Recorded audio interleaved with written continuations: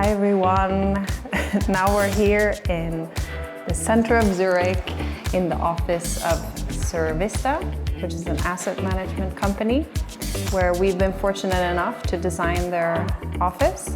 And right now we're in the executive meeting room, which I think is really nice because you have these architectural features which are still being kept within the space. But what is really nice is adding new modern touches to the space with the lamps, for example.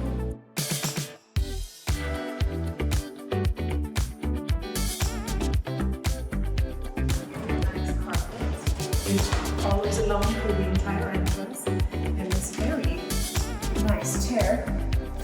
We have a super cool coat hanger, which kind of breaks the traditional architectural features of the space in a nice way.